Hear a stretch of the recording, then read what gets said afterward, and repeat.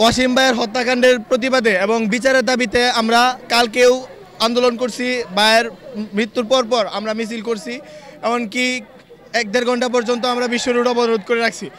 আজকে আবার ভাইয়ের জানাজা হবে 2টায়, তার মধ্যে আমরা আসছি এখানে অবরোধ করব। আমরা আমাদের কার্যক্রম চালিয়ে যাব যতক্ষণ পর্যন্ত ওই ঘাতকের ফাঁসি।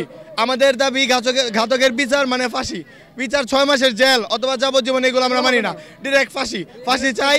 এবং যতক্ষণ পর্যন্ত ওই উদার পরিবহনের রুট পারমিট বাতিল না করা হবে ততক্ষণ পর্যন্ত সিলেট কৃষি বিশ্ববিদ্যালয়ের সকল ক্লাস এবং পরীক্ষা বন্ধ থাকবে, সকল শিক্ষা কার্যক্রম বন্ধ থাকবে। আমাদের প্রক্টর স্যার গতকাল আমাদের সাথে এটার সাথে একাত্মতা পোষণ করছে। এমনকি আজকে আমাদের আন্দোলনের পর এটা অবশ্যই আমাদের নতুন কর্মসূচি জানানো হবে। আজকে আন্দোলন চলছে এবং কি নেক্সট দিন আবার আন্দোলন চলবে। ঠিক আছে, এইটুকু আমাদের কাছে। বাংলাদেশে সেটা বলছে যে এটা রোড অ্যাক্সিডেন্ট, কিন্তু এটা একদম ফুললি মার্ডার কেস।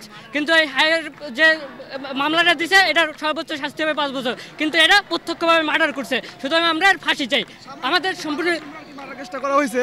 বাইরে 11 জন বন্ধু গেছিল একটা বিয়ের অনুষ্ঠানে, সেই অনুষ্ঠানে ভাড়া যখন আসার সময় 600 টাকার বেশি ভাড়া ছিল আর কি। তো ভাই বলছে যে আমাদের কাছে 600 টাকা আছে, মানে বাকি 9 জন নামে গেছে, 2 জন ছিল, এর মধ্যে দুজনের একসাথে টাকা দিয়েছে টাকার জন্য আর কি।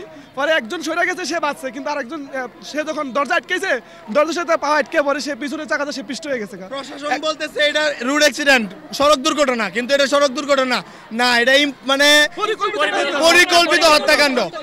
ধাক্কা দিয়ে ফেলে দিয়ে প্রথম চাকা দিয়ে পিষ্ট করছে, তারপর দ্বিতীয় চাকা দিয়ে পুরো বডির উপর দিয়ে মাথার উপর দিয়ে গেছে।